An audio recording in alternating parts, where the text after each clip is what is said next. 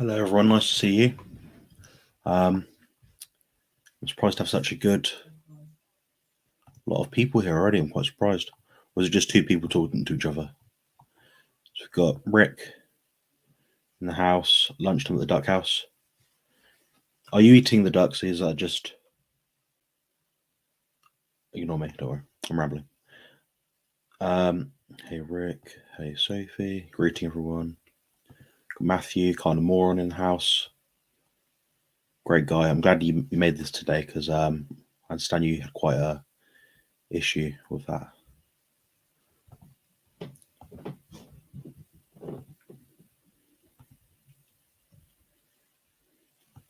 Yeah, Rick, what are you cooking in your beef stew out of interest?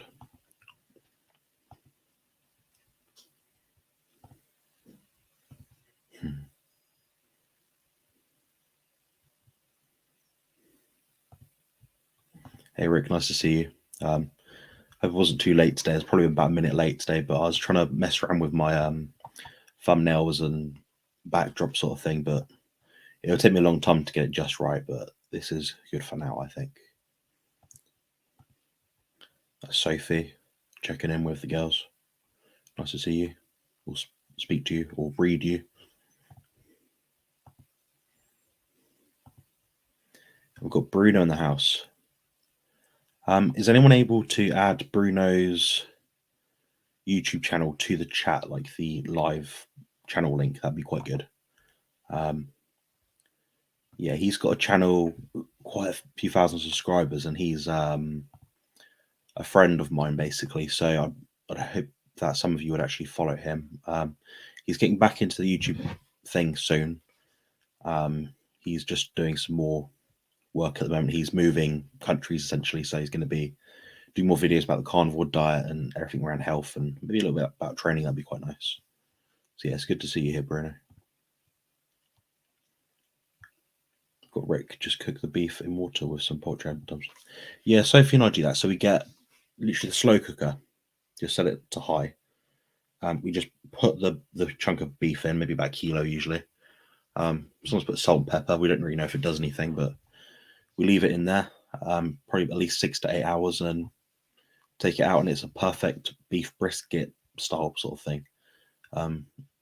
Sort of tears apart really well, and we enjoy it, and it's very easy to make. Sometimes we have the broth as well, and we'll just use that to make like a gravy sort of thing. Depends what we feel like doing that day. Good evening. Nice to see you, Moen. Got Jackal in the house.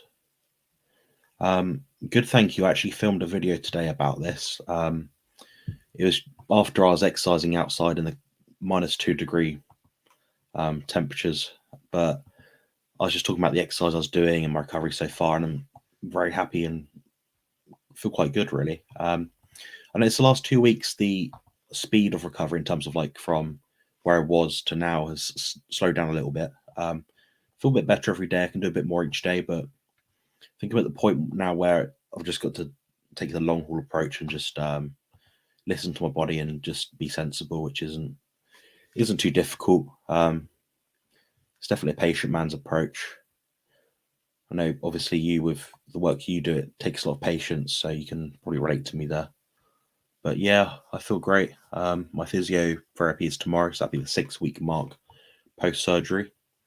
I get my X-rays done on Tuesday, so I'll be able to show you guys what my metal work looks like, and might horrify you, but I'm just give you a fair warning there. By Tuesday onwards, I'll probably air that somewhere. I'll show you on a video somewhere, just to show you what's going on. But I feel pretty good. From quite a good mental state. I've spent a lot of time with family the last few days, so I've enjoyed that a lot. Cheers from Denmark. Nice to see you, Dennis. I don't think I've seen you here before. Where are you from? Probably one of the Facebook groups, I imagine. Oh, I didn't even read it wrong first. I thought you spelled it right the first time. I didn't even read it properly.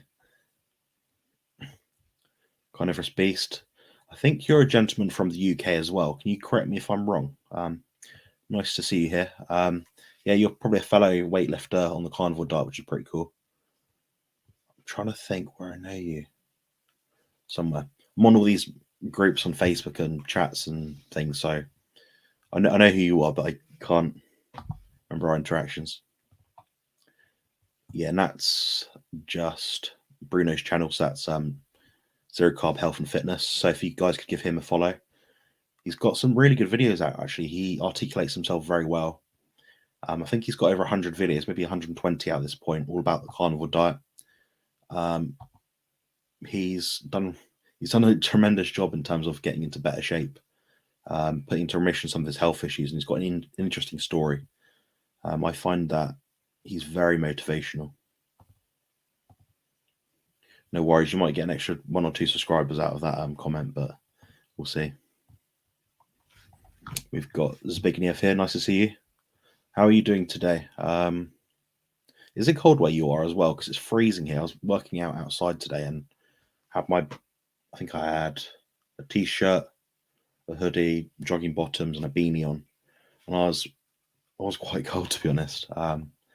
Yeah, the cold lungs feeling you get when you're breathing heavy. It's not a fan at the moment. Got a first question. So, just to give you guys a heads up, obviously we've only got probably 14 people in the chat at this current moment. But if you want to ask a question, just put a Q in front.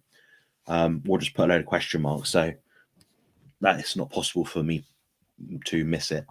But yeah, I'm acting as if I get a lot of messages right now, but I don't. But just for instance sake, it's quite useful.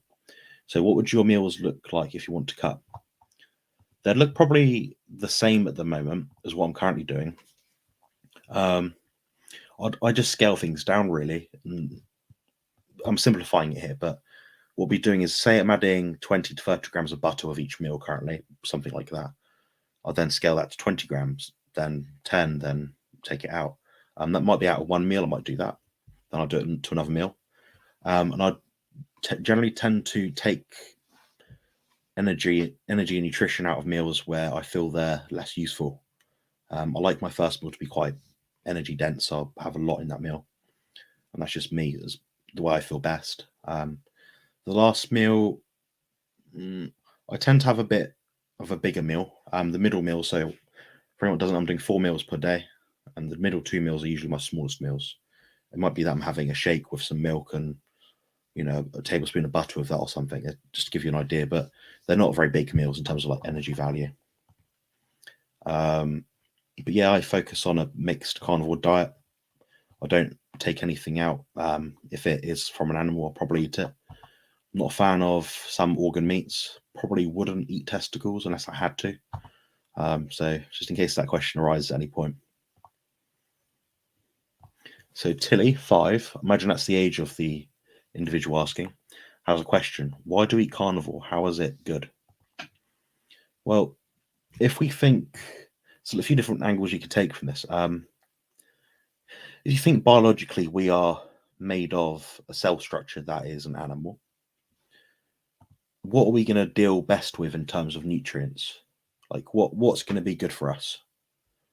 It's going to be food from another animal, because you think our body cell, say, is shaped like this, and all the things inside it, so all the things that make your body you, are maybe vitamins and minerals that are compatible with your body in the right ratios. I'm trying to explain this to a 5-year-old. What makes up your body is similar to what makes up another animal's body. They're not identical, but they're quite similar, and your body will take from that animal and put it into your body and deal with it as energy to make muscle, to make hair, anything like that, to help your skin repair if you get a cut. And that will just match your own biology. So that's probably the simplest way of looking at it. We've adapted over millions of years to eat a carnivore diet. It's only in recent years, perhaps the last 10,000 years, give or take, that we've actually had foods that aren't a carnivore-based diet. When I'm saying these things here, we probably did have some vegetables, so some fruits and things, past 10,000 years, but they weren't in large amounts. They weren't what made us who we are today. But we know, if we look at the N15 isotope data from around the world, where they basically measured what makes up things in other things and what comes into the bone structures, they found basically that what made up us was meat, fat from animals. So that's your eggs, your cheese, maybe fish, meat, maybe, I don't know, chicken, things like that. So that's what we put into our body, and that's how we feel best. Now people will tell you otherwise, and there might be channels on TV when you're watching your morning CBBS or milkshake, but it's not going to be. Sometimes things that they say on the TV aren't true, which is sad, but that's just the way life is. But if you listen to your mum, she'll be able to give you the right advice and put you on the right track. And I used to not feel very well when I was eating plant food, so like the fruit and vegetables. I've since taken those things out, and I feel much better now. So I feel healthier and I feel stronger. So that's basically what it is. I've tried to break this down to a 5-year-old, but I don't know if she'll understand. So hopefully that makes sense, Tilly. If not, please just ask another question. Do you have super chats, Jonathan? Yes, I do. I have super chats, donations, super thanks, all those sort of things. I've got a channel membership as well. Some people obviously can't afford to throw money at people that are online, and I understand that completely. There's only a few people that I subscribe to and sort of pay donations to, essentially. But yeah, I've got different membership options as well, if that's something that appeals to you or anyone else. There's something like maybe £2 for the first option. Then each one past that is maybe £2 or £3 more, maybe £4. So you got different options there if you want to support my channel, if you've got expendable income. I don't want to see people putting money towards me if they are not in a situation to do that themselves. So just want to make people aware of that, and not think you're obliged to ever give me money. I'm doing this very much off my own back, and I'm happy to help people if I can. For the hour that I'm going to be doing this sort of video and live streams, I do gain a lot of experience in front of the camera, and that helps me symbiotically as well as answer your questions. So I'm more than happy to do that. It's got good to hear. Patience pays off. I know it well. Sending all the healing vibes. Yeah, thanks, Jacqueline. Yeah, I've not really got much more to add to that, but I'm looking forward to feeling a bit better. And my brother actually asked me about my goals for the next year or two, or like what I'm looking to do. I think it's my sister-in-law. And I sort of said, well, I'd like to get my healing out of the way. So maybe by the end of the 6-month marks my birthday at the end of June 29th. I'd like to be able to get back into the gym and do a workout like I used to. That doesn't mean I'm going to be doing the heavy squats and things or deadlifts or anything like that. It'd be nice to get a full workout in where I'm training at full capacity with my fitness level as it was before I had the surgery, and then kind of build my body back up. But I'm saying that as if I've degenerated. My muscle mass is exactly the same as it was 5-6 weeks ago. Body fat mass is the same. Mental health is the same. Difference is I've got some metal on my back, which probably adds about 300 or 400 grams to me. But outside of that, yeah, I'll just be setting off airport scanners and X-ray machines at the moment. But that's my next goal, I guess, is to go on holiday somewhere warm, maybe, to get some sunlight. And maybe 2024, I'm looking at doing something competitive. It will be in sport, and it'll be an individual sport. I'm not sure what that'll be yet. It could be men's physique. It could be boxing, or it could be something else. My brother's advised me against doing the boxing because he tried it, and his experience was negative overall. So my brother's quite wise, so I'd think he'd know what he's talking about. So I'll play it by ear, see how the end of 2023 goes, and I'll be able to set a goal for the next year and identify what I'm going to do. But I have some business goals as well at the moment. I'd like to scale up my business in terms of consultations and coaching. That's just available just above me there. Affordable rates, of course. I'm just rambling about my own stuff, but you've got to plug it somewhere. So, but I'll get back to your questions now anyway. The Bionic Man. Yeah, I've got a lot of metal, titanium in me at the moment. I'm not sure, interestingly, what my disc is made of. I'd have thought it was like a plasticky, rubbery thing, but I could be completely wrong. Be interesting to find that out, perhaps on Tuesday. Yeah, so Claire's from France, so she's about an hour ahead at the moment. Probably 7:15 p.m. So I'm glad you made it. If you've got any questions, Claire, please just ask in the chat. It'd be great to oblige and offer you my rambling answers. Yes, Bruno, the icon to the right, money pick. Oh yeah. Yeah, when I see the screen now, guys, I'm using StreamYard, so I just see the chat on one side and my video in front of me. That's literally it. So if anyone can point people into the right direction, that's quite helpful. And that's why I've got a load of moderators in the channel to help me do all those things and share links and things. So yeah, thank you for that. Hi, Sophie, Bruno, Jonathan, Zbigniew. Nice to see you all.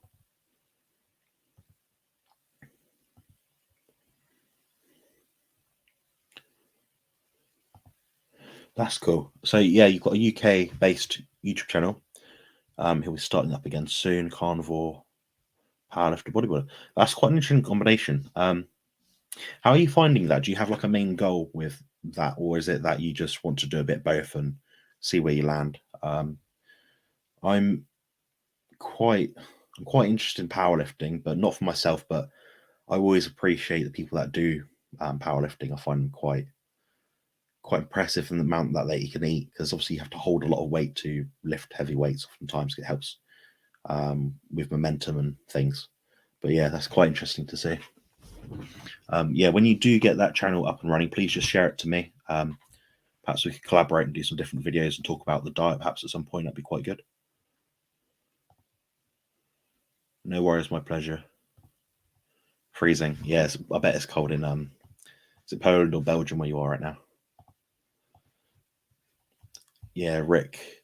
Funny enough, we've got mostly people from the European area this time. So Rick, you're a bit outnumbered here. So I'm not sure what that is in degrees Celsius. I can say here right now it's probably about 0 degrees Celsius.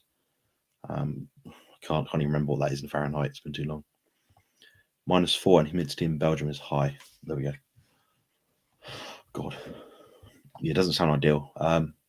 It's not too bad if you're wearing like a hat and a jumper sort of thing, but to be out there for too long, I probably wouldn't recommend it. Hi Raymond, nice to see you. Rick, which Raymond are you out of interest? Because it just says Raymond, and I know about 3 or 4.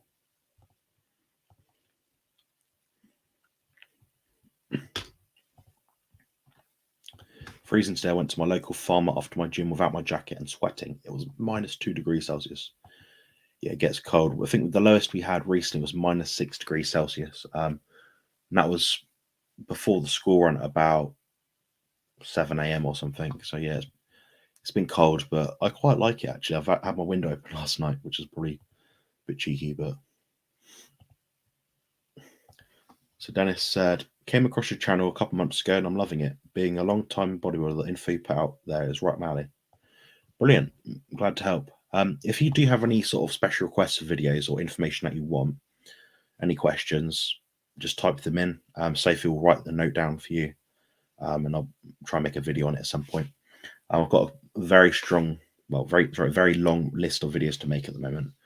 I'm hoping to get round them over time. But you know how it is when you interview different people and more things come up, then all those things that I had on the list originally, maybe 3 months ago, are now still at the bottom of the list. So yeah, I'm trying to address things that are relevant at the time. I'm also trying to be more unisex if I can in terms of the viewers I have. I had a period where I had a lot more female subscribers than male, and more viewers that are female.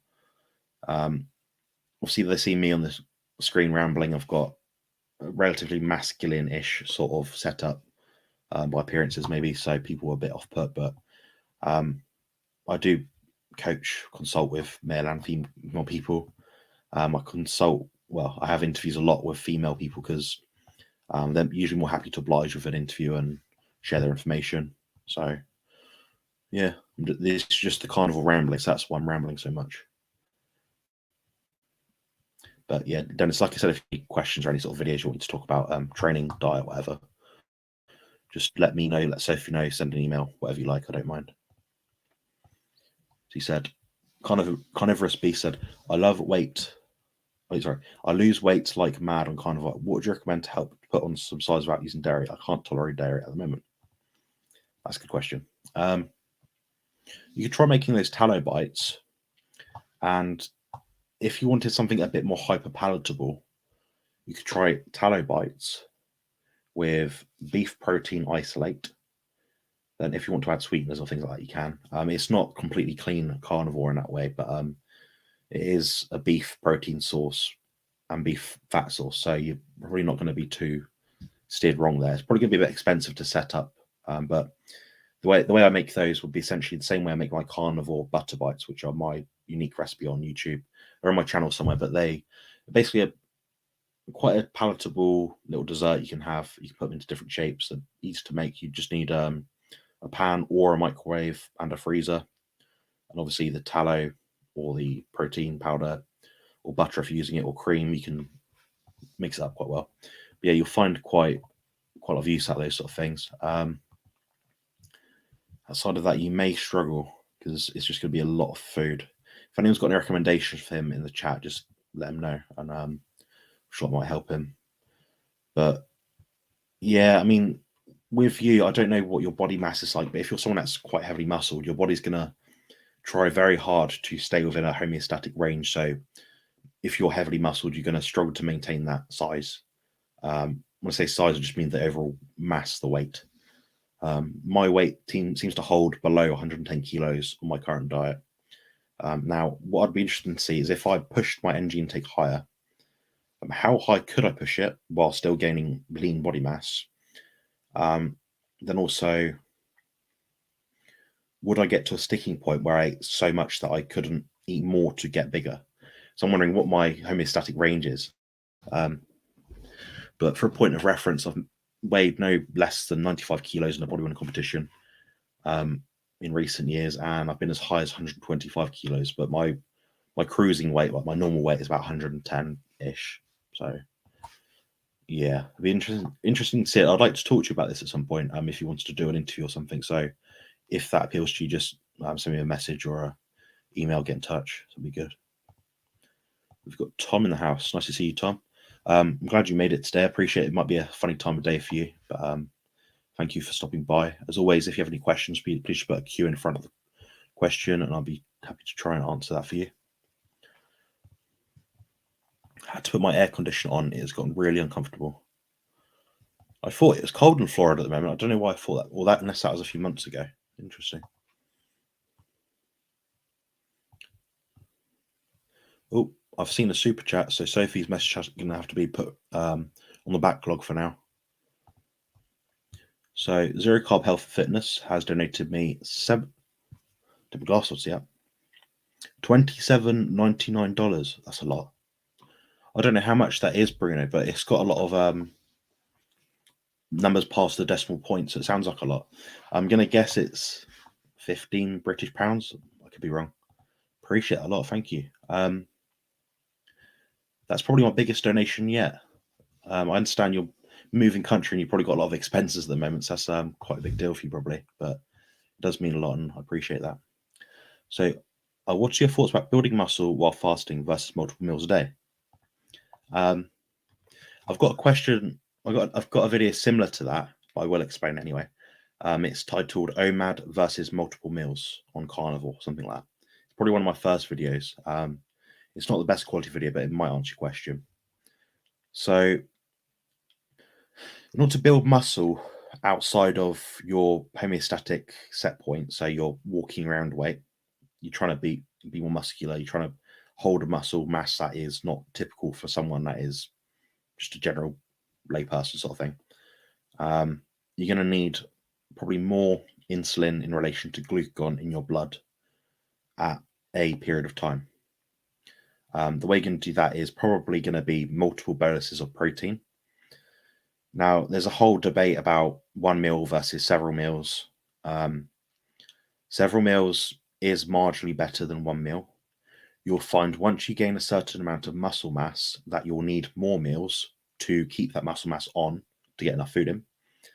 Then you'll need more meals to then add more muscle mass to that point.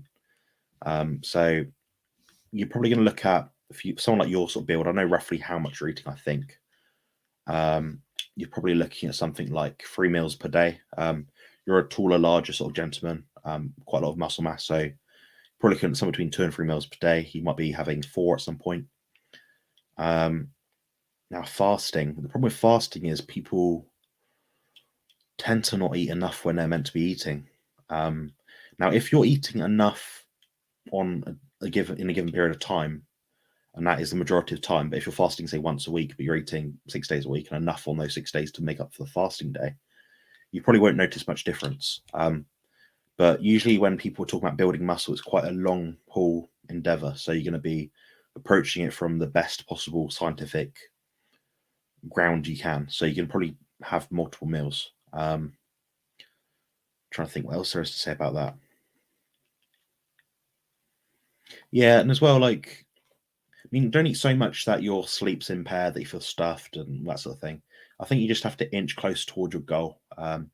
Bart made a good point in a recent video I did with him, talking about how he is trying to build onto the mountain, something like that. He basically said you build your muscle mass, then you try and etch a bit more on, and etch a bit more. It just works like that. So you just have your set meals and just add a bit more on each time. When you get to the point where a meal is stuffs you out too much, you split it up a little bit. When you're fasting, you end up eating not enough food sometimes. I know how addictive it can be to fast for a long period of time, and you get that empty feeling. Your blood glucose is a bit more regulated usually. Yeah, probably for you, I'd be reluctant to get you to be doing anything extreme in terms of like 2 days of fasting, 2 days of eating. I'd probably put you on a plan which would be maybe OMAD one day, then 3 MAD the next day, or 2 MAD, something like that. So it depends how you want to look at it. Some people get better results and different blood glucose readings with different methods. It'd be trial and error for you to see what kind of results you're getting, because I know you're probably battling some health issues which will be dealt with a bit more specifically to you than the average person. So yeah, it'd be hard to give a blanket statement, but if you want any more detail about that, or you have a particular question about what I've said, just put in the chat box below. I'd be happy to oblige, of course. And thanks very much again for the kind donation. It's very much appreciated. I did the gym this morning too in the cold. Yes, so Sophie and I tend to gym at about the same time. Yeah, it's freezing cold. Sophie's is under a canopy though. Mine's not. So I was rubbing frost and ice off my bench at home recently, which is quite a delight in your fingers when you're trying to lift some weights. I'm taking ice cold showers every day now. That's incredible. Yeah. For some people, that's another topic of contention at the moment. So you're using this like cold thermogenesis hormetic thing. I think it can be very useful for some people. But not others. People that are chronically stressed, always ill, in my opinion, should be eating multiple times a day. Probably, they should be putting enough fuel in. They should be resting sufficiently. They shouldn't be overstressing themselves. So give the bodies a chance to recover. So if you think about any sort of old classic film where someone's not well, or they're pregnant, or they're trying to heal an injury, usually that person's in front of the campfire, they're resting, they're not doing the hard work, maybe like just observing people, just chatting to their friends, they're relaxing, they're chilling. So that could be quite a useful thing to do when a person is healed. But yeah, I quite like the cold. I'm a bit weird, but not this cold. So Dennis said, I'm a lean mass hyperresponder. Any experience with diet for lean mass hyperresponders? That's talking about the whole cholesterol thing. So I'm not an expert in that at all. So I won't pretend to act like I know anything about it. I've read some articles by someone called Siobhan Huggins. That's Siobhan space Huggins. She knows quite a bit about it, and she seems to be that kind of expert in our carnivore diet field. I think there's a protocol you can do, but I don't understand it really, because it doesn't apply to me because I don't have that issue. But it'd be something to look into in the future, definitely.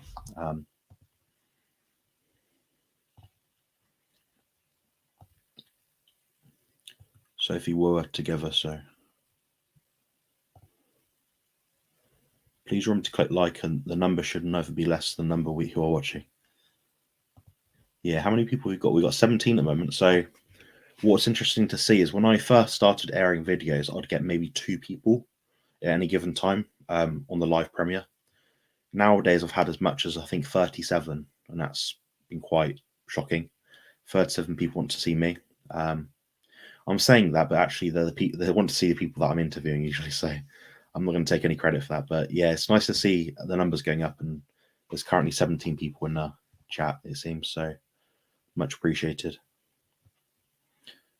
If you've got any questions, please just put them in. I'd be happy to oblige. You reminded me to put my blue blockers on. Yes, I've actually got my other ones here. So yeah, I've been fiddling with them for a little while. I don't know what it is with me at the moment. I've got some sort of, I think because I had a off meal yesterday, I'm trying to get it out of my system, like all the rubbish. So like last night I couldn't sleep very well. Last night I went for a long walk to the shops. I'm fiddling with things all the time, chewing gum sometimes. So yeah, if you're wondering I'm a bit antsy, that's why. It's nothing's wrong with me. I just ate something I shouldn't have done, which is my own fault. Which alcohol is better on Carnivore? White spirits. The less sulfites you can find in an alcohol, the better. I advise to not drink any alcohol ever at any given point, ever, because it'd be irresponsible. My uncle died of alcoholism a few years ago, so I can't really advocate it at all, obviously, because it'd be daft. But yeah, like I said, white spirits, that's going to be your vodka, perhaps gin, a few non-sweetened spirits that exist. I'm not an expert on those because I don't really drink much, but yeah, so white spirits you're looking at.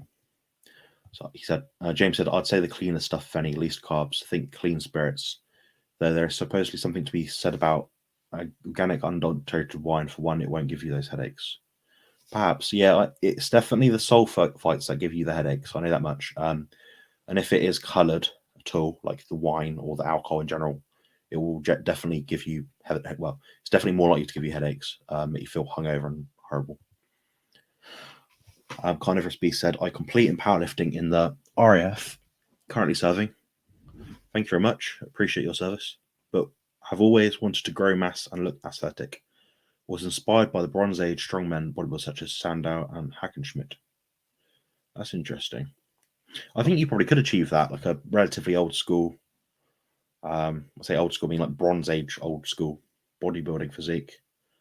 Maybe like the Greek statue physiques, like the original ones that exist in Greece. So, yeah, I think that's quite an attainable physique, I think. Question. Your experience, beside me, who is the longest carnivore you have interacted with? That's a really good question now. Probably say probably Dr. Chafee. If we're talking about someone that's done carnivore for the most amount of years that I know, yeah, probably him. Yeah, definitely. I don't speak to many old school carnivores. What you'll find with the old school carnivores, like the people that did it years ago, like decades ago, is many of them aren't very public anymore. So yeah, that's just their own thing. I can imagine it gets boring after a while talking about eating meat. So I don't know. It's like those "what I eat in a day" videos. It's like, what do you eat? Oh, I eat beef. All right, that's an interesting video. That's why you probably won't see me do many of those. You'll see me do some, but there's not going to be many of them. There's nothing interesting we eat. The whole point of the carnivore diet is essentially to get rid of all the excess junk out of the diet, learn other biohacks whilst you're on the way, and from there you're able to live a bit better. You lose the food addiction that you previously had. Speaking about food addiction, I actually spoke to Dr. Joan Ifland the other day, and also spoke to Justin Giebler, who's a fellow autistic carnivore, and he had some interesting insights. Well, they had some interesting insights on food addiction. I actually learned quite a lot from them. So watch out for those interviews in the near future. They'll perhaps both be out, I'd guess, for the next 28 days, something like that. James said, hey, Carnivorous Beast, have you considered adding in more liquid energy sources since dairy is out? Old school blended eggs and shakes, fatty bone broths, or hydrolyzed hydrogen powder with some tallow. That's a good shout, definitely. Yeah, James always turns up with the goods when it comes to answers and sensible thinking.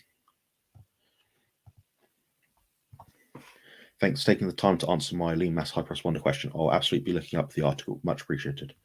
No worries. I understand these sort of things are a bit tricky because there's not many people out there with this sort of issue. You're going to be digging to find the information you want. If you're at all unsure, there's usually some people that are good to approach about this. Harry Soplanos, Bart Kay, and a few others.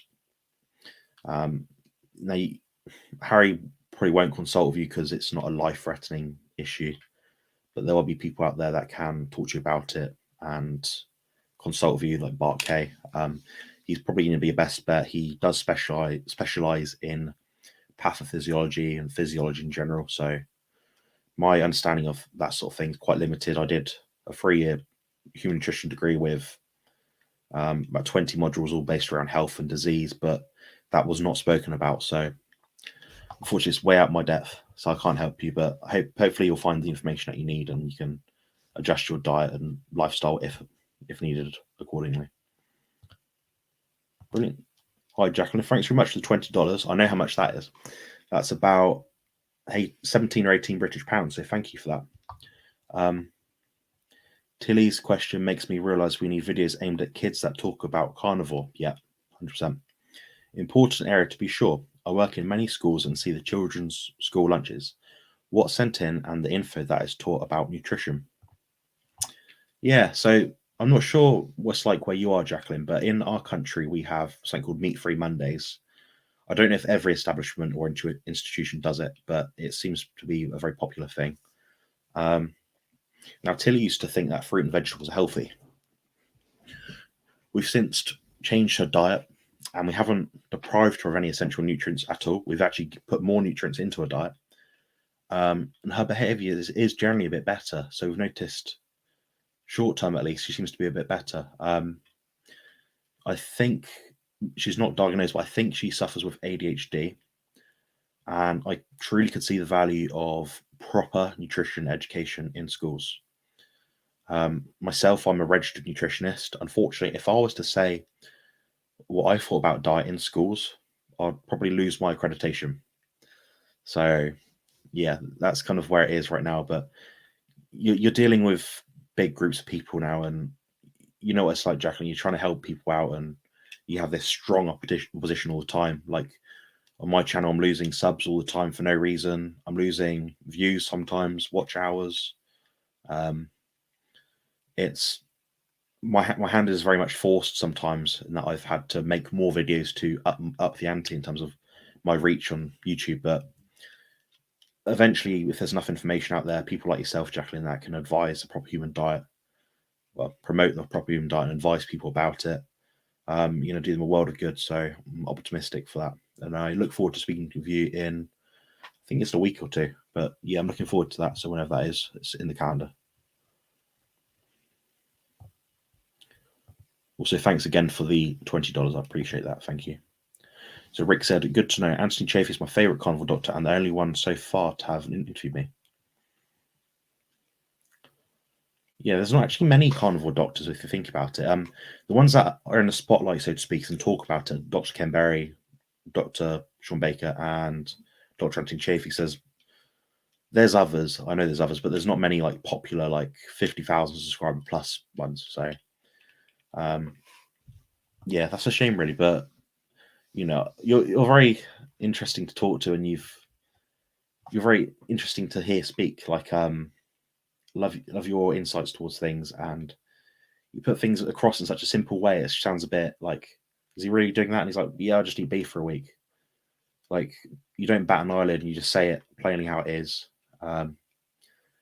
And that's probably what we need more of, people like you to talk about this sort of thing and just say, this is normal.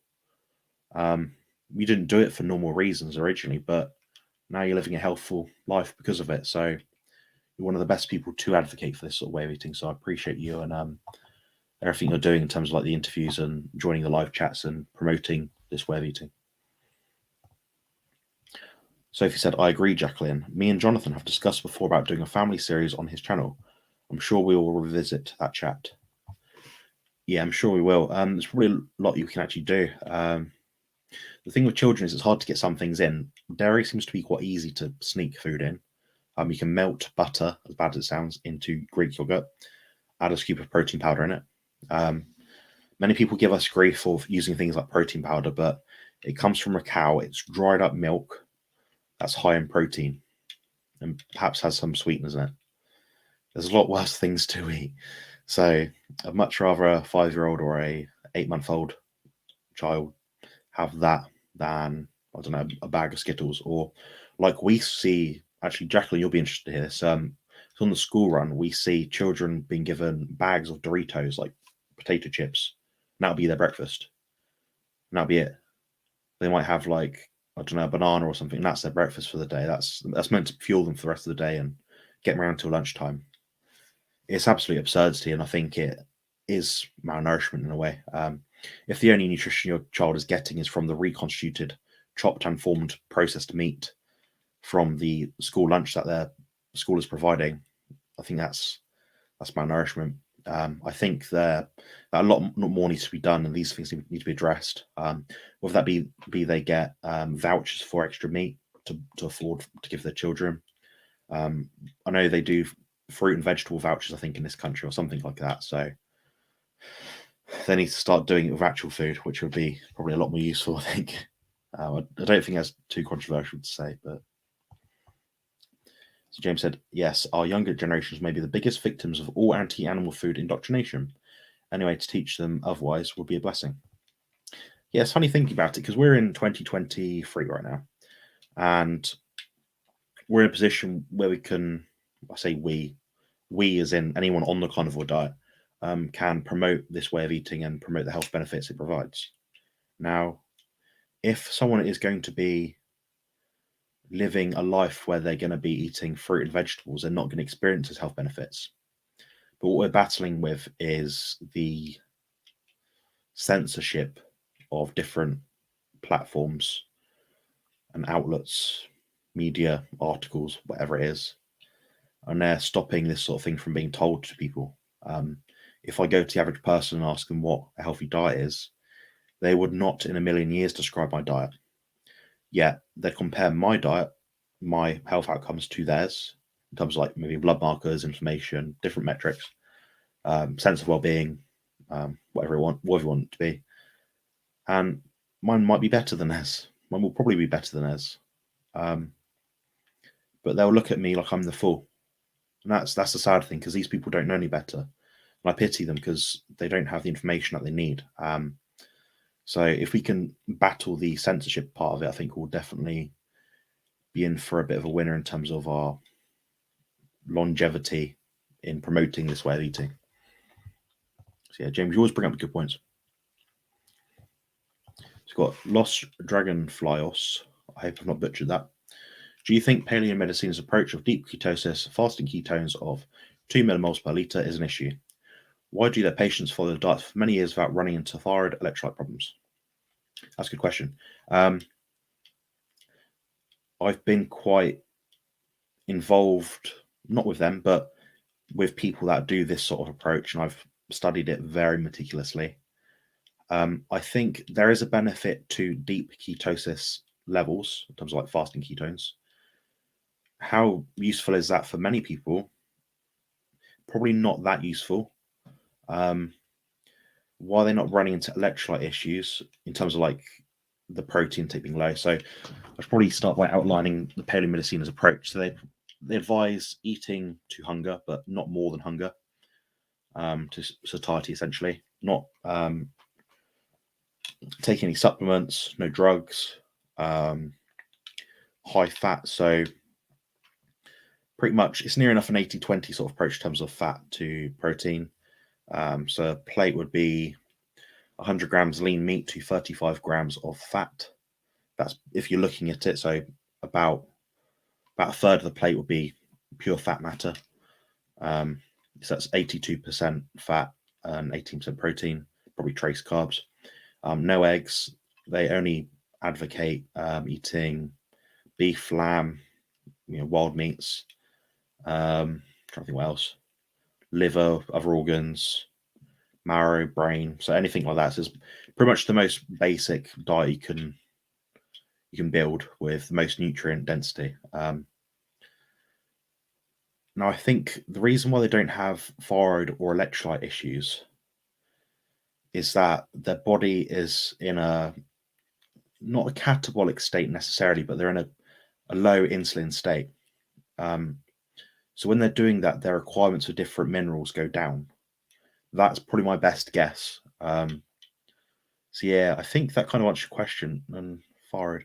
Yeah, so when you get all the rubbish out of your diet that's causing leaky gut, you absorb more and uptake more of the nutrients that you're taking in without all the nonsense. So if you can minimize your diet, you're going to absorb more from the diet you're taking in. Your body's going to want to absorb more from less foods because it becomes more efficient. It builds the enzymes needed to break down different amino acids in different ratios, portions. Same thing with fat, different fatty acid ratios. So I think it is a long term, probably not the most effective diet or most useful diet, but for certain people, it is essential in terms of putting their health conditions into remission. And a few people that follow something very similar and they seem to be fine. But when they dip out of that, so they try something where they add egg yolks in, for example, they don't feel great. So it might suggest to me that they've just got a long road ahead of them. But yeah, that's a very good question. I enjoyed that one. So if you have anything other to ask about that, just let me know in the comments and I'll be sure to help if I can. Jacqueline said, Sophie, great news. I'd help anywhere if I can. Great, yeah. I like this community. Everyone's very positive. I'm surprised we've not had any trolls yet, so we've done quite well there.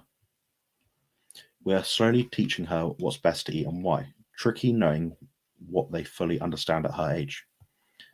Yeah, because you just have to look at some of these people that are teaching this sort of thing.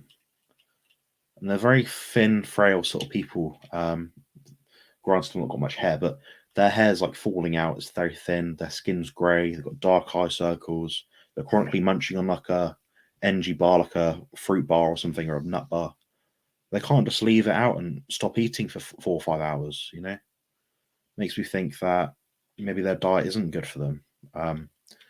So yeah, this is kind of a battle we'll probably always deal with.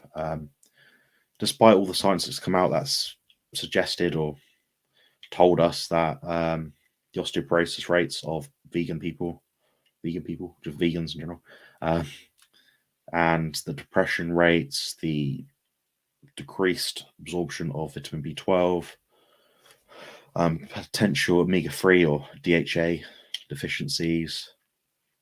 Yeah, I'm just rambling, but it's a topic I'm very with a strong mind about, and I don't like it at all. I don't like seeing people suffer.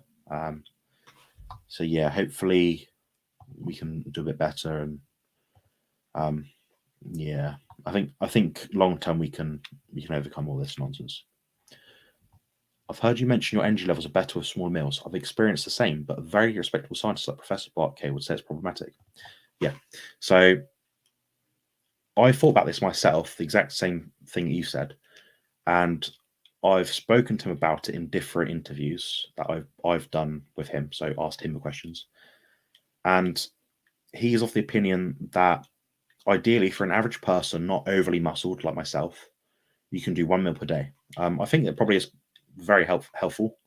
Probably the best thing for most people in terms of like you eat enough in 1 meal, then you don't need to eat again until the next day. That seems to be like sensible.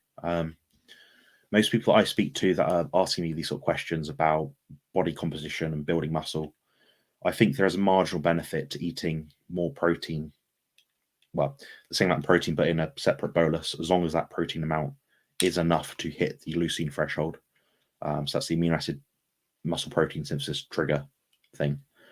If I don't make sense for anything I'm saying, just ask a question again and I'll expand a bit.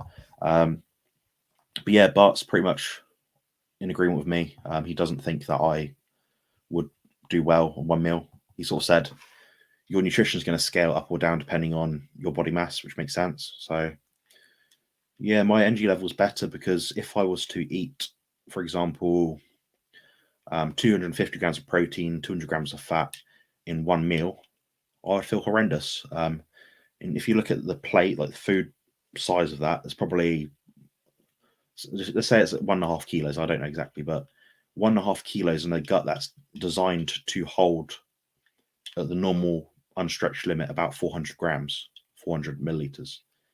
Probably not the best thing to do to force your body to overeat. Now, people did this in the past, but it doesn't mean that they did it and that was optimal. So we have to look at things from both sides of the coin, really. And I'm trying to think what else I can expand on that point. Yeah, energy levels. I mean, when I've tried doing the OMAD thing before, I didn't do it for very long and I felt horrible. My energy levels were worse because I had to deal with a higher insulin load over a prolonged period of time. So I had, rather than having small lags after each meal, which most people probably have, I had one big lag that lasted ages. That big lag wasn't nice, and I felt sleepy after a meal, so I probably wouldn't want to do that long term. But yeah, if you've got any more questions, like I said, just keep asking away, and be happy to answer them if I can. I think we need to arrange a carnivore community street project, sticking carnivore leaflets through all letterboxes and on all lampposts, especially at schools. Jonathan, you in? Good question. Yeah, I could get behind that. I was actually looking at making some like leaflets or business cards recently, and it's quite an expensive endeavor. Even if you're just doing the color, like A5 little things, but it's just getting people to understand it, because anytime you sort of see things thrown in your face, it makes you think, oh, it's just another fad, like it's keto. The amount of people I speak to say, oh, that's just the Atkins diet, and they don't realize what the Atkins diet is when you ask them to define it. I think the approach will have to be through media, mainstream media, and perhaps people like Jacqueline, who are in the chat right now, working at her sort of grassroots level to explain to people and help promote the human diet, the proper human diet, that is. So yeah, 100 grams lean protein to 35 grams fat, 2-to-1 fat to protein, 400 grams liver per week, and 200 grams bone marrow, room support. Yeah, that's pretty completely it. Yeah, I mean, it's a very nutrient dense diet. If you actually put all these things into like a nutrient calculator, there's going to be a lot of nutrition in it. Would I do it? No, because I need more calcium in my diet than most people, so it wouldn't work. I spoke about this in a video before, maybe about 4 days ago, called something to do with the line diet. I can't remember now. But yeah, a lot of people didn't like it because I said, I don't like the line diet for me because it didn't work for me. And I got a lot of backlash for that for some reason. People jumped on the bandwagon, and I spoke to other people about it that are sensible and well informed in our community online, Carnivore. And they said, yeah, if it's not for you, it's not for you. You're not doing any harm by not trying something. You've tried it and you didn't get any benefit from it. So, yeah, so there's going to be, I'll always get a lot of, what's the word? Kicking from that, but what can you do? That's just life, isn't it? You deal with people like that all the time. Master Chief Burgess, nice to see you. I'm very pleased you're here. Rick, didn't Bart get interview, or was doctor here the operative word in your statement? Yes, so Bart's a professor. Not an active professor, but he is a professor. He has gained that rank. Master Chief Burgess, I probably need to give you a rank if I haven't already, so I'll probably do that at some point, maybe on the next live chat or something. Jacqueline said, agreed, James. First step, arm more kids with the scientific facts that stand up to their parents. Demands to eat their vegetables. Interesting, yeah. Yeah, so little Maddie, she's 8 months old. You'll be interested to hear this. She won't eat a lot of vegetable-y sort of, or fruity sort of food. Like if you give her a bowl of strawberries or raspberries, most of them end up on the floor. Now, if you make her a carnivore protein waffle, like the ones that me and Sophie make, she'll have a little nibble of it, and she won't like it that much, fine, but she has a bit of it. She has yogurt in the morning, so Greek yogurt, some protein powder, and a bit of butter. She'll also have cheese. She quite likes cheese. Now, her father, so Maddie's dad, biological dad, is a Irishman, or comes from Ireland. So if we look back at his genetic heritage and how that aligns with Sophie's, it might mean that she needs more calcium in her diet, so she has more of a taste for cheese. So she will eat cheese. Like, babies are very intuitive. They figure these things out. If they were daft, they wouldn't have been able to be born in a lot of cases. So yeah, I think basic common sense and human instinct is oftentimes best, and avoiding big broccoli. Thank you for your answer. Apparently, athletes also do the PKD, but with a bit more fat, up to 3.1 fat to protein. Yeah, out of interest, Lost Dragonflies, do you come from a background of being an athlete or anything like that? Just out of personal interest. But yeah, I've looked into that, the whole 3-to-1 fat thing. So I did try the 2-to-1 fat. So I was doing something like 180 protein and 360 fat. I tried that for about 3 or 4 weeks. I think I gained body fat in that time. I did feel very good. My training was very good. So there was no body building performance detriment at all. My mental health was very good, actually. I felt really crystal clear, slept well. But yeah, I just gained body fat. That's the only thing that I can say was negative about upping the fat ratio. Obviously, I wasn't doing strict PKD, organs, brains, all that sort of thing. But I was doing the macro ratios, and yeah, interesting. Another point I'll just make on that about the ratios. So I think you might be quite new to my channel, maybe. I'm not sure. You might have been following for a while, so excuse me if I'm wrong. But I don't like ratios at all, or percentages. I like macros as individual amounts. I think the best number is the number that your body deals with well, and that could be any amount of protein or fat. I know people that eat very high protein, low moderate fat. I know people that eat very high fat and low protein. So they both have different goals, different outcomes. And I think there's probably a middle ground in terms of like the best diet for the average person. But I've met people on both sides of it. But my whole point is I don't like at least working with clients. I don't like working with macros or percentages. I think it's a bit out of the air. These things are obviously guidelines, but they're not useful for a lot of people because they get hooked on those numbers rather than focusing on how they feel with different numbers and different corresponding amounts. It could be that the perfect human diet is, I don't know, 1.2 fat to one protein. Who knows? That's just an arbitrary number, but that's my point really. So yeah, that's where I stand on those. That's just for other people's information as well. Yes, he did, but I was referring to the MD kind of doctor. Bart was the second carnivore to interview me and the first academic to do so. Brilliant. And Rick, who was the second academic to interview you? I don't want you to go without a trial. Why'd you have to kill baby cows? Like that question. I don't know. I don't know how to answer that one. I'm lost. I think I feel bad about it now. I don't know. I think I'm definitely speciesist. I have a bias towards some animals more than others. For example, I like dogs, so I wouldn't eat a dog. That's probably given for most people. I like pigs, so I wouldn't eat a pig. A cow, I don't know. I quite like beef, so I don't know. That's probably my answer to that one.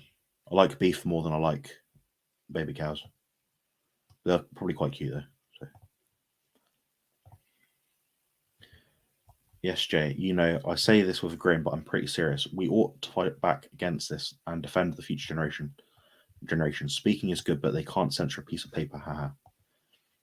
Or can they, though, James? Because if we think about the carnivore diet studies, if no one is going to fund these studies to get loads of people in a lock-in lab study to do the carnivore diet and see what health outcomes they have versus a controlled group, are they censoring us there?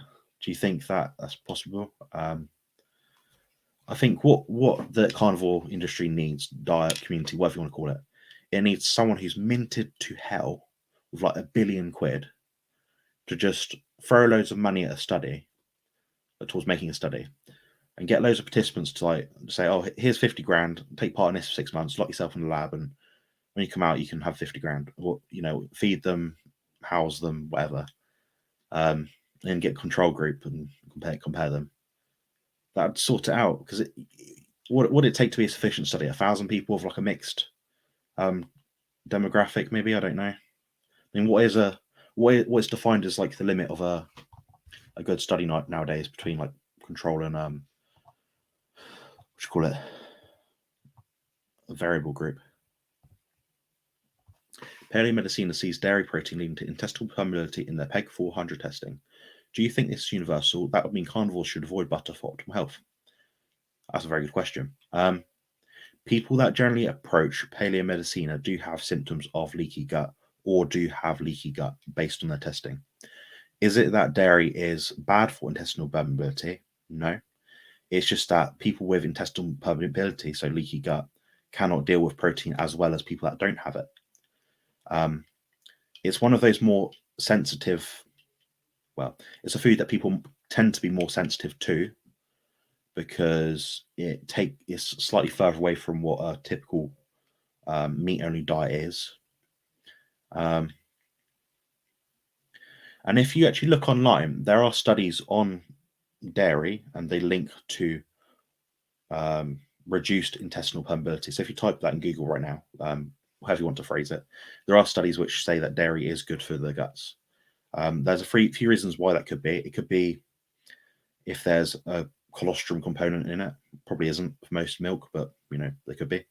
The lactoferrins could be beneficial for the gut.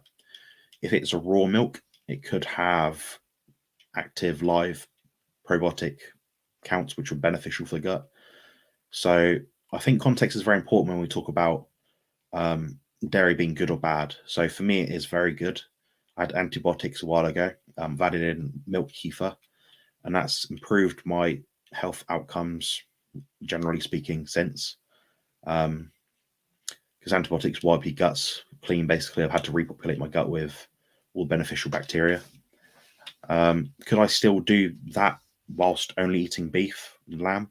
Yeah, probably, but it might just take me a bit longer. So yeah, that's kind of my approach towards it. If that doesn't make sense, of course, just ask again. This is Carnivore Ramblings. I do ramble. Hopefully people will stick around to hear what I might have to say sometimes, which is sometimes pretty good, but oftentimes average. Rick said, in my experience, I do best with at least 3 meals a day, but I have been known to eat all days, which when I have a lot of meat to eat. The most meat I ever ate in a day was 8 pounds of beef and pork. That's incredible. Yeah, Rick, you're still immortal, so that's probably why. But yeah, I mean, 3 meals. 3 meals. Yeah, that probably does make sense. I mean, you can eat quite a lot of food. I mean, most of my meals are probably, if you were to weigh my plate, my finished plate that I'm about to eat, like the food that's cooked, probably looking at maybe 250, 300 grams for most of them, and that'll be it. And that'll be in a meal 4 times a day. So I'm eating about 1 kilo of food a day, total cooked. That doesn't include things like milk or broths I make, maybe. So bear that in mind. So yeah, I've met people that can tolerate huge amounts of food. I've got a client that eats probably random guess, maybe 3 kilos of food a day. He's very active, so just goes to show your activity levels probably do make a big change in that sort of thing. Master Chief Burgess does 2 mad, but the meals are so close together they may as well be OMAD. 3 p.m. and 5:30 p.m. That's interesting. Yeah. Do you find that those meals are slightly different in size? Is like the first meal more meaty and the second meal is a bit more like eggs or something? Or is it that you're doing two beef burgers, or whatever? Because I find my smallest meal tends to be my second and third meal. My bigger one is always my first meal. My very energy dense meal tends to be a last one as well. So the first and fourth meals are my biggest meals. But yeah, I think the way our appetites work isn't identical every time, and our meals will change in size all the time. That's quite normal. Precisely. I like the way you think, James. Yeah, so James, for anyone that doesn't know, James is about to start a podcast which will be talking about the carnivore diet and different issues that people in our space are currently facing on a global scale. Everything around that, usually most people talk and think about, which I can't mention, obviously, because I don't want to lose my subscribers again. I lost a few hundred the other day, which wasn't great. But yeah, Jacqueline, you might benefit from speaking to James and vice versa about this sort of thing on like the podcast, because I think you both had very good insights about it and be able to sort of collaborate very well. James said, fair points. I think there's a need to be a steady way to teach kids the truth. Something that would work, just like the repeated drips of propaganda they're fed. Yeah. What you need is like a, maybe not GB News, but you need like a CBBS C, like CBBS Carnivore or something, so they can plug in these little drips of information about being strong, and Popeye should be rebuilt or rebooted with like tins of, I don't know, steak or something, or tins of pickled, glass bottles of pickled eggs or something. That'd be quite cool. Heading out soon. Have a great stream all. Yeah, thanks, James. Appreciate you coming by. I know you only plan to be here till about 7 anyway, so great to see you.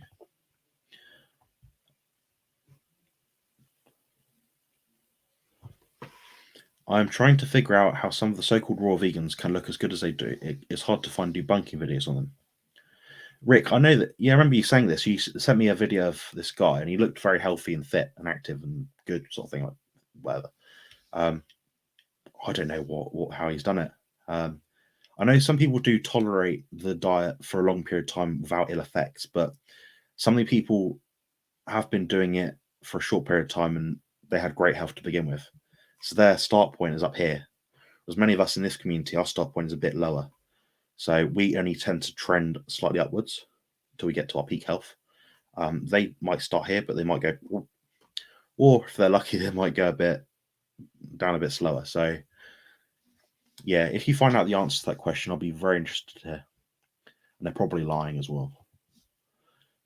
Richard Cardinal, he's actually Jonathan, said, my true name is Jonathan and I'm Asperger's too. That's cool. I've not come across you before. How did you find me out of interest? I don't make it obvious that I'm a carnivore autistic bodybuilder, really. So yeah, I'm just wondering how you found me, because I've got quite a small channel. I think the second academic to interview me was you, Jonathan. That's correct. Yes. Hopefully more people interview you at some point soon as well. If there's anyone I ever speak to, Rick, that you want to speak to and be interviewed by, just let me know, and I'll probably try and set it up for you, because that'd be quite useful. Master Chief Burgess asked, do you think that often people overcomplicate this diet? It's like you know what questions I want. Yeah, they definitely do. I think there's people out there that are just truly desperate and they want to try anything that sounds new, modern, or a bit different. So they're going to jump on. I'll give context to this in a second, but they want to jump on the lion diet. They want to eat a stick of butter a day. They want to just eat beef. They just want to do PKD. Want to eat 80-20. All these new little things, like ideas. What it is people need to listen to their bodies a lot better. And that sounds a bit like cliche advice, like, oh yeah, typical sort of, I don't know the answer, I'm just going to say that kind of thing. But what, how old is a human body in terms of like the evolutionary age? And how many years has our genetics been defined and determined from? That doesn't make much sense. How long have we been going for with this diet, and how many things have we got right as a species? Do you think 5,000 years ago we thought, "Ooh, I think I'm not eating enough butter today, so I need to eat a stick. I need to eat 113 grams of it, or a brick of butter a day, or Now all these things are useful tools.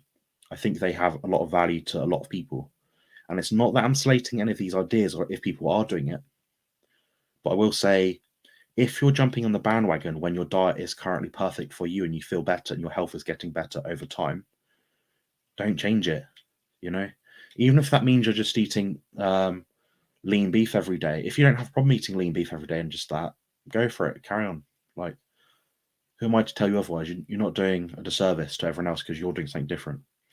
My diet, for example, is very mixed. I eat probably as much fish at the moment as I do beef. I eat heaps of eggs every day. I do probably about 2 glasses of milk a day. I eat cheese every day. Now, I can probably get away with some things more than other people's because I don't have such bad issues with leaky gut. But I do notice slight little trends in a certain way when I do something I'm not meant to for too long. So I do try to stick on the right path. And my diet over time will change because my needs change over time. So I'm not always going to be on my current rough diet. It might be that I'm here now, but I'll be here later. I might go back that way at another point. So my energy intake will change all the time, and what I eat, what nutrients I need will change all the time. So yeah, in a long-winded way, my basic answer is, or short-winded way, in a broken down way, my answer is that people do overcomplicate a diet, and oftentimes it is because they are truly desperate to feel better and they want it now. I think they just need to wait a little bit.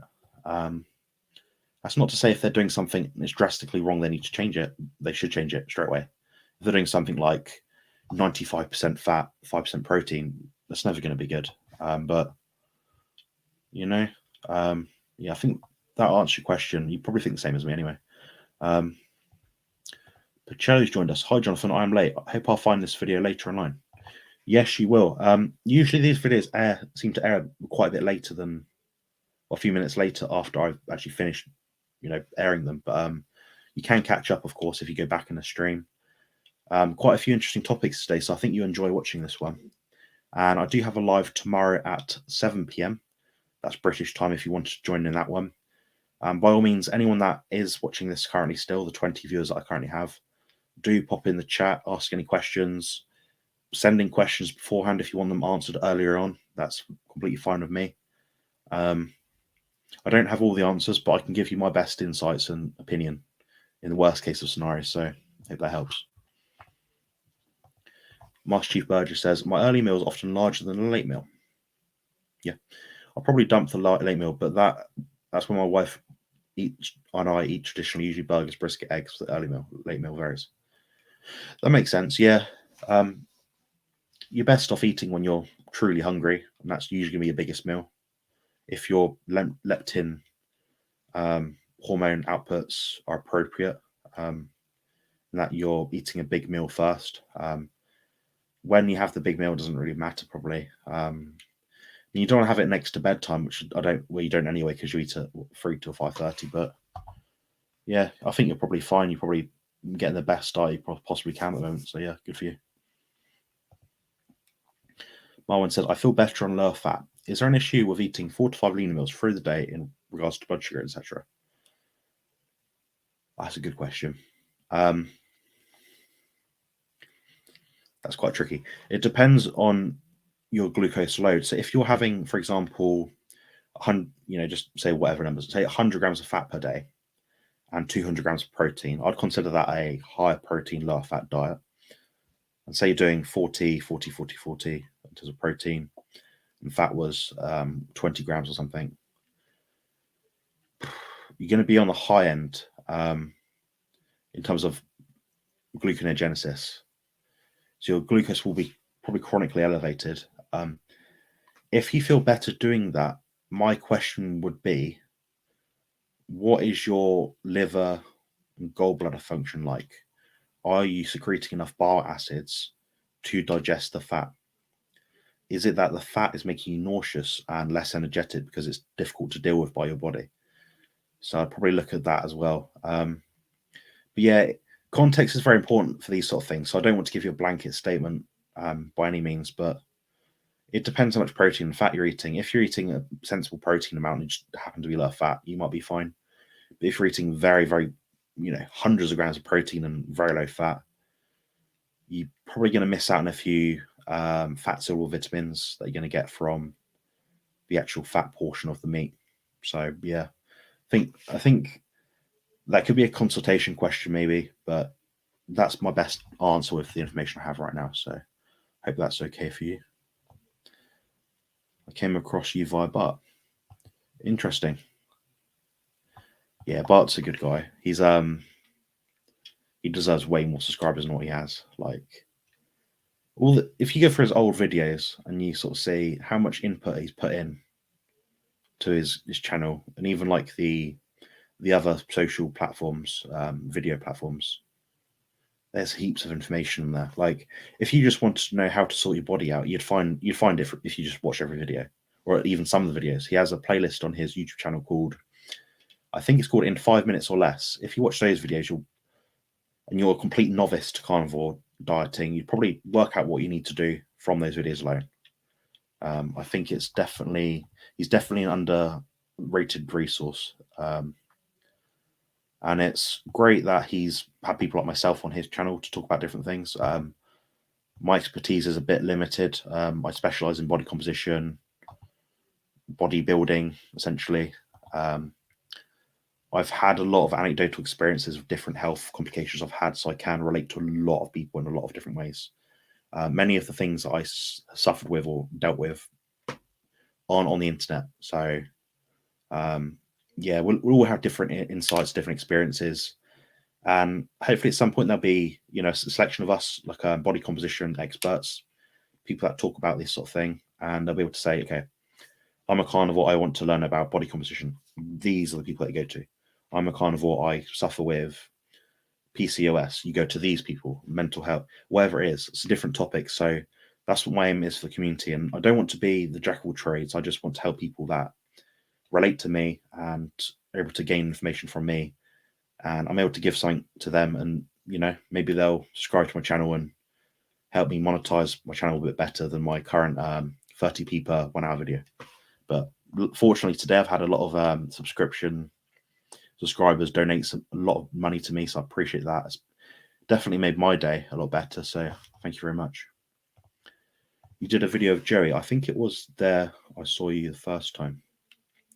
Yeah, that's right. So I interviewed him, and the video got roughly 372 views last time I saw, and it was just titled Joey Schwartz Carnivore, something like that. And we spoke about diet, raw meat a little bit, gaining muscle.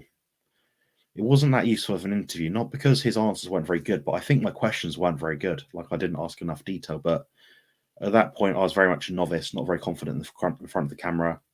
Though he wasn't novice, he's still quite new in terms of like his experience and understanding things. So yeah, I would like to get in touch with all these people, like a year from now to see where they're at and what they think towards things. Because it'd be interesting to look back in time and say, then you thought this, now you think now, and my viewpoints will change over time. So I have no doubt, but I've got a lot to learn still. So that's why I'm still watching other people's videos and trying to undertake as much study as I can to better my services so I can help other people, my clients. Super. Thank you. Thank you.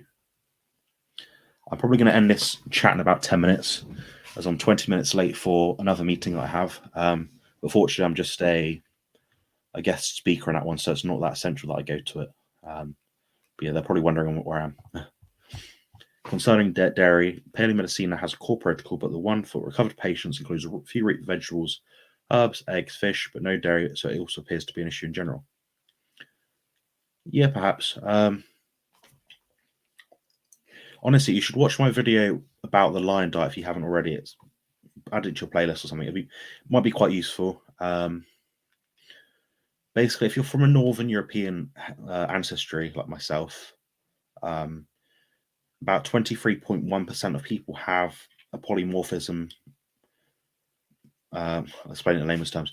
23.1% of people have genes which mean they need more calcium to regulate their osmotic balance in their body. And that means they have to get it from other sources. So could I get it through meat if I ate, loads of bone broth and I don't know, whatever's got loads of calcium in it, like beef bones or something? Yeah. But the more feasible way of doing that is going to be through dairy, because there's a heap load of calcium in dairy. So that's how I do it. So yeah, there's definitely genetic factors which come into play when it comes to the optimal human diet. And that's why I'm not saying anyone to do a certain diet. I just think a lot of people that are healthy or they've gained health from the carnivore diet should do a relatively mixed carnivore diet. And that doesn't mean that they all have to do it. If they feel better not doing it, by all means, just do what you've been doing before. But I think the best diet is the diet that works for you. And I think that's not too controversial. Yeah, and just to add as well, I do use herbs and spices sometimes, but not very often. If I do, it'd be like I have salt anyway. But if I had like white pepper, I might add a little bit of onion or garlic powder, but not very often at all. It's just I feel like doing it sort of thing. Yeah, thank you for explaining the paleomedicina diet. It's useful for people to see sometimes because obviously we have our own conceptions about what it is, but there's a lot of detail behind these things because ultimately they're healing protocols that people do. And some people do it forever, so obviously it works for them. I'm currently doing a strict grass-fed beef only PKD to cure severe post leaky gut, and I'd love to reintroduce dairy at some point, but I'm inclined to trust the PEG 400 test instead of papers. The PEG 400 test is a legitimate test, and if you test bad on it, and you've tried included dairy at some point, and your digestive system, your health in general, any symptoms of leaky gut come back, take it out. That's probably the most sensible approach you can take.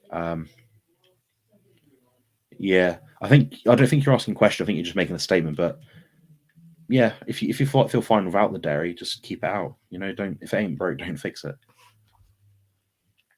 Gonna wrap this up in a minute, by the way, guys. If you have any more questions, please just ask in the next few minutes. On intestinal permeability, which you use in Fourier tests, obviously dairy does not have positives, and I value people like Harry's opinions in it, but increasing permeability is no good news. Yeah, for some people, it seems like no matter what you do, it's going to make your guts worse. So don't have it. Yeah, I have it and I'm fine. If you had it and now you don't have it and you feel better, your tests say that you feel better, just carry on, by all means. Have a nice day, Jonathan, as well. It's nice to meet someone else with the same name as me, spelt the same way, which is quite unique. I always get funny variations of my name spelling, even though it's here usually. So, well, I think it's gone, but yeah, it's usually there. Yeah, see you, Tom. The next live is tomorrow at 7 p.m. British time. So it starts about this time, but tomorrow, well, 20 minutes ago. Found you through Bart and Harry as well. Really like your style and accuracy. Keep up the great work.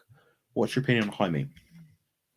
Yeah, my pleasure. I don't have all, like I said, I don't have all the answers. I'm not a complete guru, so I don't ever want to be called that. At least until I've got sufficient viewership backing to state that point. But yeah, I do try to be accurate. I try not to harm people because people are going to follow my advice sometimes, and it could seriously harm them.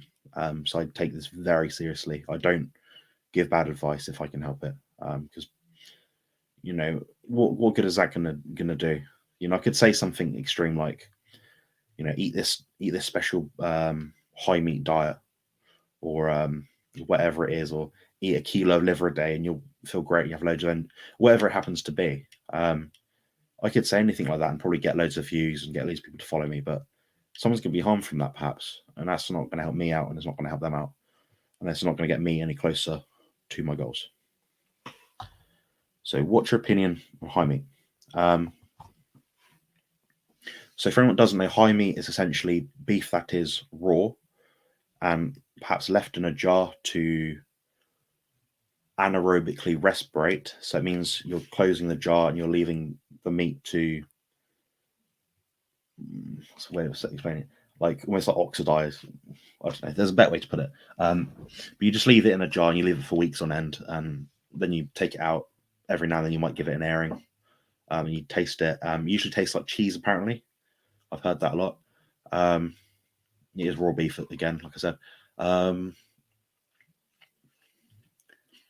I think for some people it'd be an interesting experience just to try, just to see what happens. I know a lot of people do it, but I mean, the thing is, if we look ancestrally, if we were to go back in time, I don't know, 20,000, 30,000 years, whatever it was, and they found a carcass from, say, a deer or something, and they ate the meat that was on it, and it was leftovers from the predator, maybe the wolf or the lion or wherever they happen to be.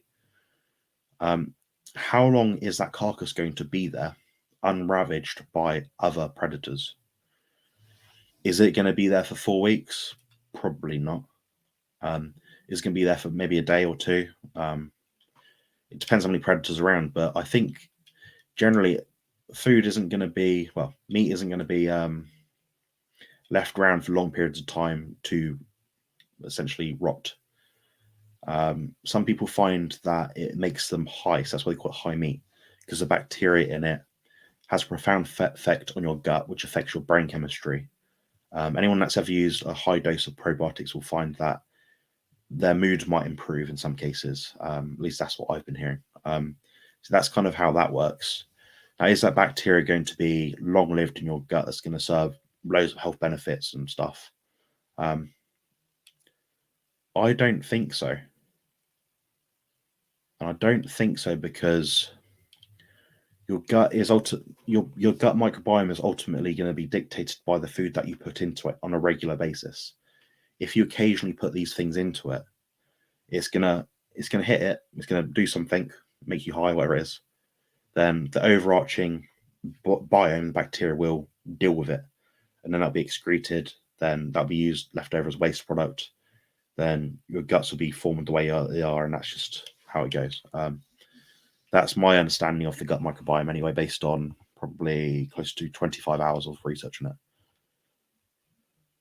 I say 25 hours. Some of that was in several probiotic scientific studies I've been reading, and they sort of analyze different probiotics in petri dishes, and they found quite profound effects for some of them, but not for others. Now, how that works in the human body in a dynamic biological system, I don't know. So yeah, I think I'm rambling a bit. I think I'm doing that synesthesia thing. So as I'm talking right now, I'm thinking about what I'm saying, and it's making loads of sense in my head because I'm imagining what I'm saying, but it might not be making any sense to you. So I apologize for that in advance. But if you want any clarification on that, please just ask another question, and I'll try and get to the point a lot more succinctly next time. Pacelli said, I was doing the strict paleomedicine protocol for a year, which helped me a lot. Brilliant. Then I ate more relaxed for a year, but I returned to the PKD diet because I still have healing to do and I feel it helps. Yeah, I have no doubt. I have no idea what your diet was like prior to you starting any of this sort of way of eating. I know a lot of people with severe autoimmune disorders, they go back to the lion diet or the PKD as their default diet, just to get back on track. It's a hard balance because I think people get used to it, and when they step out of line, so to speak, they add in things that wouldn't usually be able to tolerate. They get some sort of wacky issues with their guts. So yeah, you sound like another person to me that just needs to just find something that works. You just stick with it for a really long period of time. How long that period of time is, I don't know. You'll have to consult with someone a lot more advanced in what PKD protocols. Myself, I don't know much about it. I just know the basic information I've put out today, but hopefully whatever you do find will be useful and you'll get all the health benefits that you're after. It's a shame that people like yourself, like good people that have these health problems and they have to keep, restructuring things and struggling to try and find the diet that works for them. I'm sure if you give it enough time and persist, you'll find that you get your goals in terms of health. And I sincerely mean that, and I hope you do. And it might take a long time, but just keep going, persisting, and stay disciplined to your long-term goals. Nice to see you, Master Chief Burgess. I'll see you tomorrow.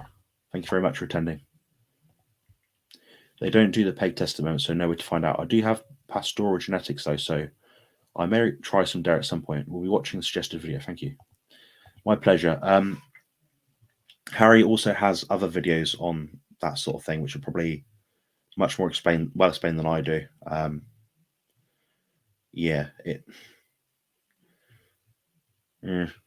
just reluctant to advise you to do anything. Listen to people like Harry that perhaps know your history better than I do, so they'd be better to get advice from. I hope you have a good evening or good day or morning wherever you are.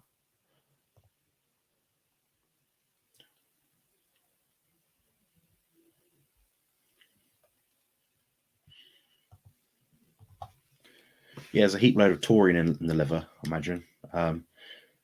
Taurine is heavily concentrated in some organs of the body, which is quite interesting. So yeah, wouldn't surprise me. What would be interesting for you, excuse me, I don't know your name, but what would be interesting for you is if you tried the meats. So just whenever you can, just do the beef and lamb minus the organs or have less organs, then supplement with taurine to see if it is the taurine that's been making the difference in terms of electrolyte balance. It might be that. Then at least then you can pinpoint that's the thing I need more of, or something I need to look out for. Have a good one, mate. Yeah, you too. Nice to see you. Who's Harry you mentioned, please? Pacello. So that's someone called Harry Sopanos. So Harry space Serpanos. He's got very good information. He's only got 3,000 subscribers. His videos are very long. But if you can ever attend one of his live streams, you'll find a lot of benefit from that. And he's someone that really goes to town when it comes to detail in terms of nutrition, biohacking, and health. So he's someone I strongly advise you listen to just to get closer towards your health goals. I think that'd be very good for you. I agree on the probiotics, but apparently lactobacillus needs to be reintroduced somehow when it's still constipated on meat only and then pretty glyphosate damaged. That's probably one of those things where a supplement comes in, maybe. I'm not sure. Yeah, I'll pin that one. There we go. That's it, Harry Spanos. Hi, Tracy. Nice to see you. I'm just going offline now because I'm about 32 minutes late for something. But I've got the live tomorrow, and that's at 7 p.m. British time. So half an hour back in time from now, but tomorrow. So I'll see you then if you're around. Be nice to see you. Thanks, got it. All right. Good night, everyone. I hope you have a great time, great day, wherever you are. And thank you very much for everyone that has obviously subscribed, liked this video, commented, whatever you like. I've been very shocked today to see as many super chats, donations I have today. It's quite a lot of money to me. It really does help me a lot. I've got a very low income, so any donations are greatly appreciated, no matter how big or small. Take care, and I'll see you soon.